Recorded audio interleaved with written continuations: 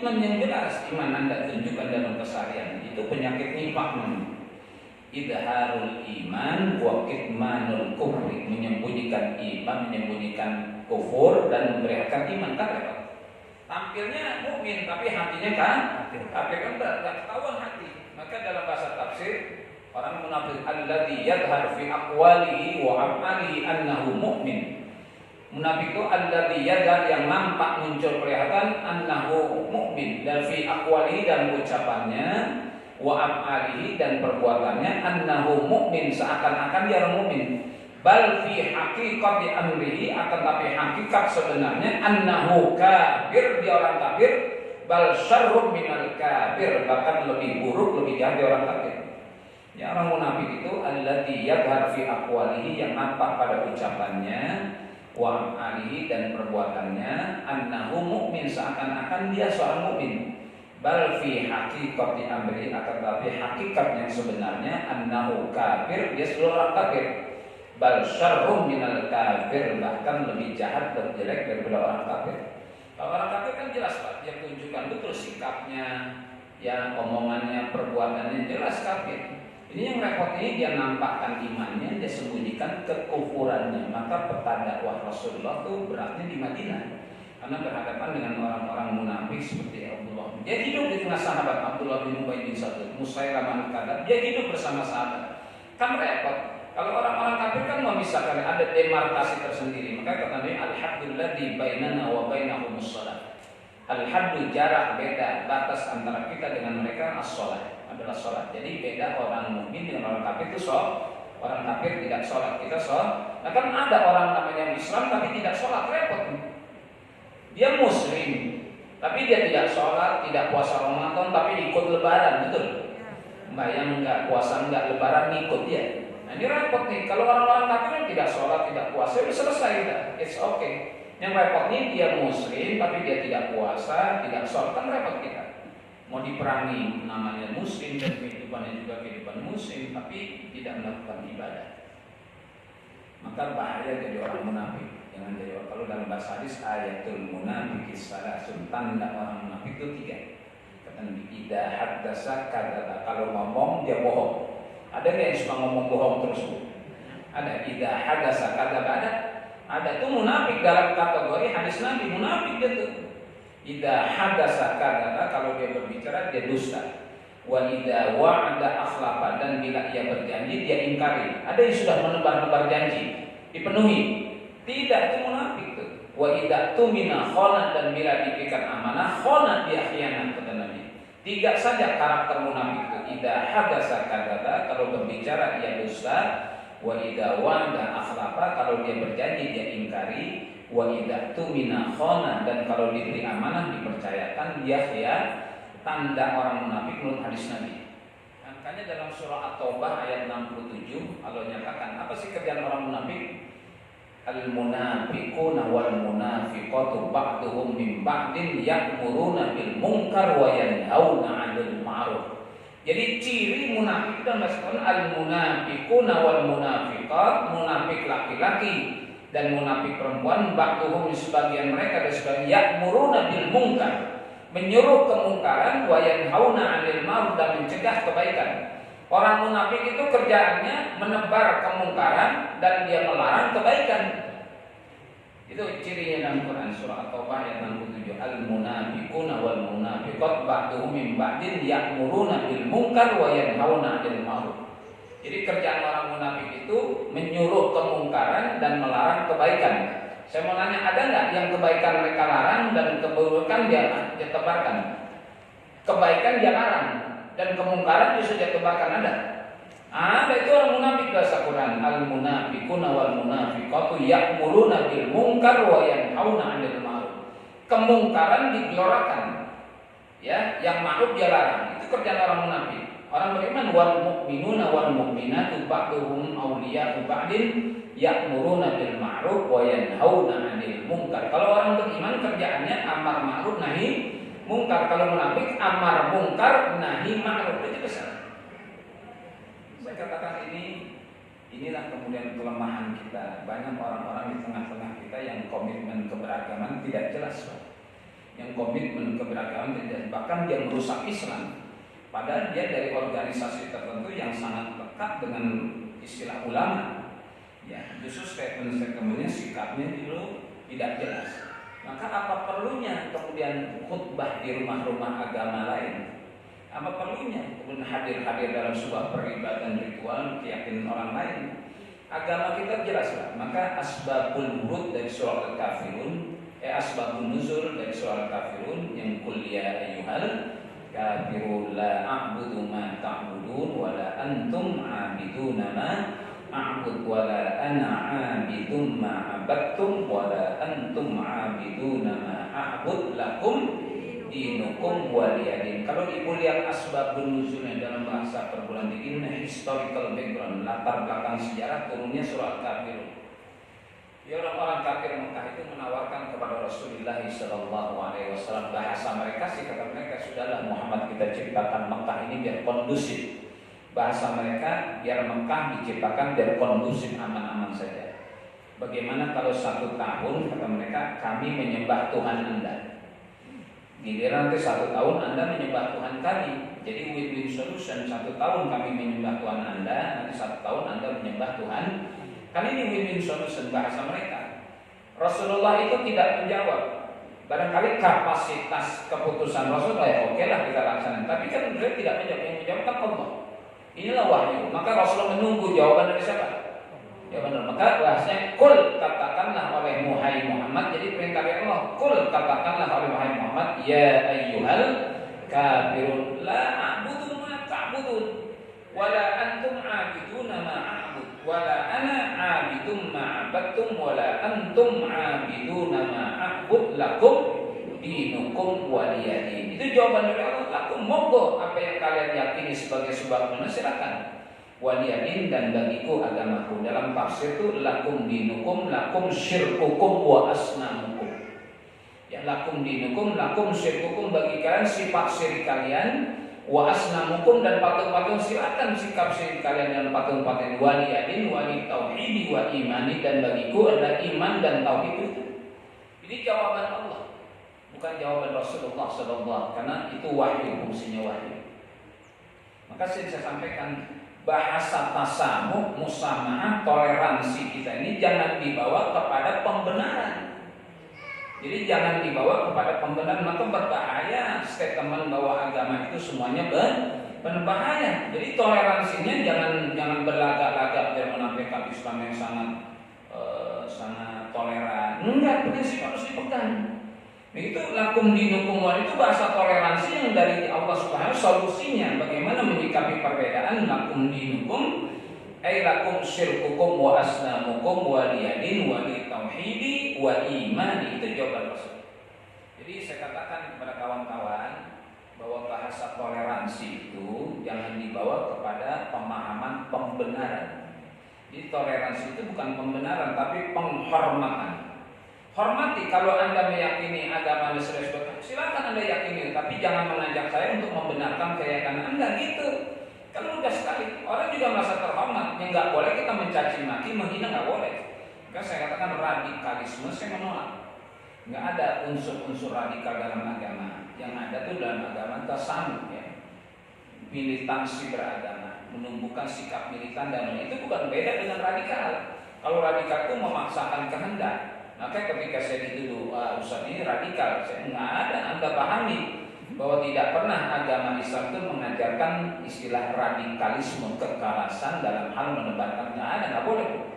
Sampai Nabi ya ditegur dalam sebuah ayat, firman-Nya wala tasubbul ladina yad'una min dunillah fayasubbullaha adwan bighairi ilmin. Itu ayat. Sampai Allah nyatakan wala tasubbul ladina yad'una min dunillah. Jangan kalian mencaci maki orang-orang yang menyembah, meminta kepada selain Allah. Tapi fayasubbullaha adwan bighairi, ini mereka akan membalas mencaci Allah tanpa dasar ilmu. Jadi kalau kita mencaci keyakinan mereka itu tanpa sadar, kita mencaci Allah. Tidak secara langsung, karena mereka akan membalas. Wala tasubbul ladina yad'una min dunillah. Jangan kalian pada mencaci maki orang-orang yang pada bermohon kepada selain Allah. Nanti fayasubbullaha adwan bighairi, mereka akan membalas mencaci Allah tanpa dasar ilmu. Tidak secara langsung, cacian kita kepada mereka menyebabkan mereka mencaci Tuhan kita. Berarti kita mencaci Allah Subhanahu wa taala lewat cacian kita. Maka bahasa tasamuh Bapak-bapak sekalian Ibu jangan dibawa kepada pembenaran.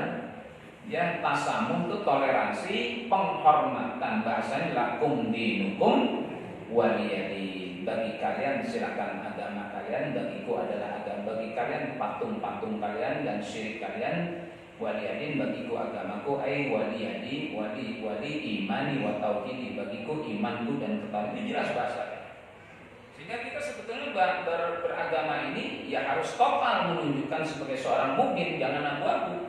Kalau satu saat dalam hidup kita ini tidak jelas, maka hilanglah izzah itu dan kita tidak ada merasakan izzah. Kalau bapak-bapak mengkonsumsi minuman yang halal, mereka yang haram, di situ izzah beda kita. Kita minum yang halal, mereka yang haram itu. Allah haramkan buat kita untuk izzah kemuliaan kita dunia dan akhirat. Selesai. Maka saya menekuni betul hidup yang berat. Tunjukkan. Saya berinteraksi dengan banyak orang dengan berbagai macam keyakinan ketika saya di perguruan tinggi. Ya banyak, ada HKBP, ada Katolik, ada Protestan, ada Hindu, ada Buddha. Sampai pimpinan saya itu seorang Katolik, orang Bantul, ya Profesor Dr. Ignatius. Dia Bantul. Saya seorang mukmin, saya punya izzah. Ya, punya izzah iman saya. Maka ketika sholat zuhur, dia mimpin rapat sholat zuhur, Pak, saya pamit, saya mau beribadah, mau melaksanakan kewajiban seorang mukmin. Oh silakan. Saya tunjukin terus, saya tahu Pak, instruksi saya mau sholat dulu karena Tuhan saya manggil saya sekarang ini. Hayya 'alas shalah, hayya 'alal falah. Maka saya pernah dengar dulu, saya pernah ceramah di seorang pejabat waktu itu pangkatnya Irjen, ya bintang 2 kepolisian. Saya diundang ceramah dengan istrinya, saya hadir. Dia bercerita tentang almarhum suaminya. Itu ketika Buktin meninggal, waktu itu almarhum Buktin itu pada melaksanakan ibadah haji. Itu ketika Buktin meninggal, pejabat yang haji itu pada besok mau wukuf di padang arwah, pulang ke Indonesia itu semuanya. Pulang ke Indonesia karena Buktin meninggal dunia. Waktu itu besoknya mau wukuf tuh. Besok wukuf, hari ini Buktin meninggal. Terus semua pejabat pulang mereka untuk menghadiri jenazah Buktin Soeharto. Tapi suami saya Pak tidak pulang. Karena ini urusannya dengan Allah. Saya bilang ini yang prinsip. Mereka pulang karena takut dicopot jabatannya gitu. Nggak hadir, nggak kelihatan hadir. Udah pindah. Kalau nggak copot ya mutasi Papua. Saya mau tugas di Irian Jaya sana. Itu saking takutnya kepada manusia. Ini suami saya kosak dia tidak pulang karena besok mau wukuf karena marah. Wukuf itu inti rukun haji, perjumpaan kita dengan Allah. Maka ini orang lebih memilih berjumpa dengan Allah lewat doa-doa ketimbang pulang ke Indonesia hanya sekedar menghadiri jenazahnya Buktin karena takut pada Pak Harto. Pulang semuanya sampai 90% pulang. Ini suami saya nggak pulang.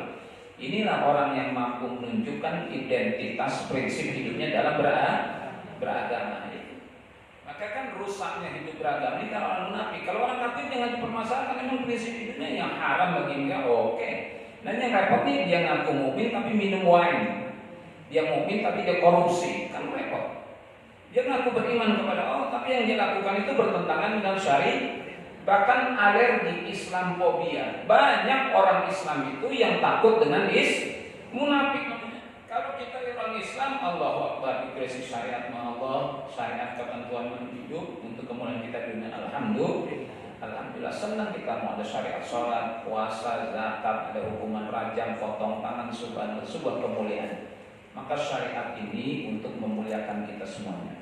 Maka ibu-ibu yang berjuang ini alhamdulillah ibu punya izzah untuk membedakan mana muslimah, mana yang bukan muslimah. Bahkan saudara kita yang muslimah banyak yang masih buka aurat. Ya dia tidak merasakan izzah itu di sini Bu. Izzah itu tidak boleh dilihat kecuali yang lihat suami. Kan izzah namanya. Makanya kalau kita obral murah, ya obral murah, pasar-pasar murah kan nggak ada harganya ya. Udah pernah debu. Kalau yang barang mahal kan di etalase betul. Saya contohkan biskuit Kongguan.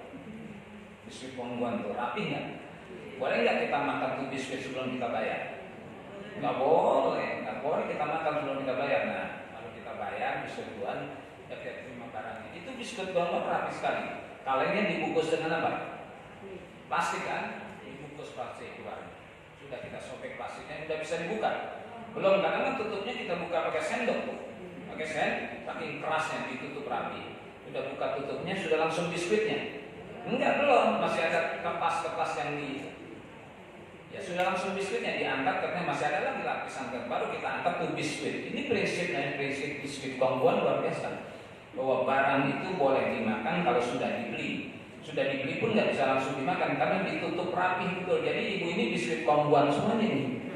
Ya, ditutup dengan rapi dan itu isah. Beda dengan makanan-makanan di terminal, di junjung-junjung. Ya, berapa harganya? 2.000. Silakan dicobain dulu.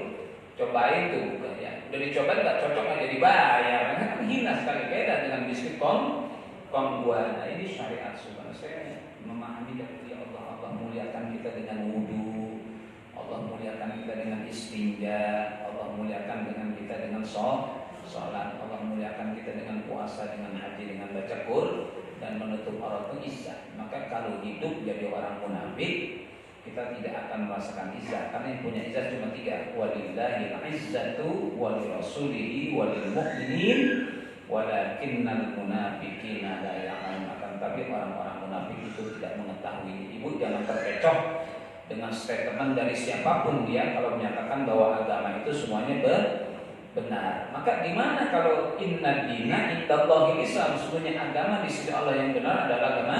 Itu prinsip keyakinan yang kita pegang. Perkara orang lain menyatakan keyakinan monggo lakum dinukum, tapi kita tidak ikut serta untuk membenarkan. Nanti kalau ikut serta membenarkan, mana kebenaran yang kita pegang? Padahal Allah sudah nyatakan inna dina indallahil wa man yabtaghi ghairal islami dina fala yuqbala minhu wa huwa fil akhirati minal khasirin. Ini prinsip-prinsip yang harus kita pegang supaya hidup kita tuh ada identitas yang jelas dan itulah kemuliaan. Orang jujur itu izzah, orang soleh itu izzah, jilbab itu izzah, sampai istinja itu izzah. Ya, jima itu izzah, janabah itu izzah, ya, menghadap kiblat itu izzah. Semuanya kemuliaan-kemuliaan yang kita lakukan ini kemuliaan dari Allah Subhanahu supaya dipegang. Andai kita lepaskan itu dari kita semuanya, lepaslah izzah dari diri kita. Sudah tidak lagi kehormatan pada diri kita kalau kita sudah keluar dari prinsip agama, nyampur ke rumah ibadah sana masuk sini. Jadi nggak jelas seperti air di atas daun lah. Sementara yang sedang dipenjara sekarang itu punya izzah ketimbang yang sedang memegang pucuk tanpidiyah sebuah organisasi atau jadi menteri sekalipun. Dia yang sedang dipenjara sekarang itu punya izzah karena berjuang betul untuk agama, berjuang untuk syariat. Kan izzah ini diperjuang meskipun sedang dipenjara, dia lebih mulia tuh dari orang yang sedang memegang pucuk pada sebuah organisasi pada posisi tanpidiyah atau jadi seorang menteri sekalipun. Yang saya temannya ya semua agama benar dan sebagainya. Ya, nyanyi-nyanyi di gereja sekarang. Oh, salakum dinukum. Kita hormati saudara kita yang punya keyakinan Katolik, kita hormati. Sekedar penghormatan saja, tidak ikut untuk membanggakan. Bahaya nanti anak keturunan kita nanti kalau memang semuanya benar akan terjadi proses perkawinan antar agama. Padahal tidak benar. Jadi seorang muslimah dinikahi oleh laki-laki muslim, laki-laki muslim menikahi perempuan muslimah. Kalau nanti semuanya benar, ya nggak masalah. Dan kemudian kawin campur ada, naudzubillah dari punya mantu beda keyakinan agama, naudzubillah punya mertua beda keyakinan, ini nggak enak. Nggak akan enak sebuah hubungan kita kalau beda akidah. Nanti berebut anak yang mau ditarik keyakinan berebut lagi. Kalau ini kan udah ibunya muslimah, ayahnya ya selesai. Maka agamanya cukup apik mengatur kita dari dapur, sumur, kasur, semuanya diatur. Di kasur ada doa enggak? Ada doa ya. Allahumma jannibni wa jannibus syaitan ma razaqtani. Yang tua-tua masih doa ini enggak? Kalau beliau masih doa Allahumma jannibni wa jannibus. Kalau yang tua-tua sudah langsungnya bismika Allahumma ahya wa bismika Allahumma amut. Karena amutnya kepanjangan, besoknya enggak bangun lagi. Innalillahi wa inna ilaihi raji'un. Pantas meninggal tadi malam doanya bismika Allahumma ahya wa bismika Allahumma amut, karena amutnya panjang, menurut suka balik lagi innalillahi wa inna. Di agama mengatur. Tanyakan kepada mereka, ada nggak doa itu hubungan suami istri? Nggak ada. Ini saja, taruhlah makan ada doa, tapi doa kita lebih mulia apa? Allahumma barik lana fima razaqtana wa qina adzabannar. Mereka juga ada doa juga, ada doa. Tapi kita lihat sebut doanya apa bunyinya. Kalau kita mulia, Allahumma barik lana fima razaqtana wa qina adzabannar. Dibuka dengan doa, ditutup dengan doa. Doa penutupnya alhamdulillahilladzi at'amana wa saqana wa ja'alana minal muslimin. Ini bapak-bapak jangan-jangan enggak buka dengan doa, enggak tutup dengan doa. Kadang-kadang dibuka dengan doa, ditutup tidak dengan doa. Doa alhamdulillahilladzi at'amana wa saqana wa ja'alana. Coba siapa yang mengatur kehidupan yang lebih sempurna daripada Allah? Siapa yang mengatur kehidupan yang sempurna kecuali siapa? Allah Subhanahu. Di situ izah kita makan ada doa, masuk WC ada doa. Allahumma inni a'udzubika minal khubuthi wal khaba'is. Keluar dari WC alhamdulillah di'adzaba 'anil adza wa afani. Mau berangkat bismillahirrahmanirrahim tawakkaltu 'ala Allah la haula wa la quwwata illa billahil 'aliyyil subhanallah. Makanya terimalah izah ini, kemuliaan ini dari Allah Subhanahu. Allah ciptakan syariat untuk mengizahkan kita. Maka kalau kita benci dengan syariat, kita munafik. Mau dimuliakan kok tidak mau dimuliakan Allah kok tidak mau. Bahkan dia tentang apa itu azan, apa itu jilbab, lebih baik pakai kondek. Lebih baik pakai kondek, kondek kalau lebih baik dari jilbab. Jilbab itu 3 nilai, dia indah, dia baik dan dia benar. Jilbab itu ada 3 value, dia indah, dia baik, dan dia benar. Ibu ini pakai jilbab indah dan baik dan benar. Sebab apa? Yang indah biasanya baik, tapi yang baik belum tentu benar. Ini yang indah belum tentu benar. Maka jilbab itu 3 nilai, dia indah, baik, dan benar. Cuma jangan berlebihan, tapi kadang-kadang di kepala itu ada 5 lembar. Ada 5 lembar merah, kuning, hijau, masih tambahin kembang matahari di sini. Ini nih overacting namanya. Udah jilbab tutup 1 lembar. Selesai, enak, indah, baik dan benar. Ternyata yang indah itu juga belum tentu baik, yang baik belum tentu benar. Tapi jilbab itu semuanya. Bahkan sudah menjadi mode dunia, ya, pakai jilbab. Alhamdulillah syariat bisa menebar rahmah bagi semua manusia, terutama orang-orang perempuan, untuk menjaga izah dirinya dengan tidak memperlihatkan aurat.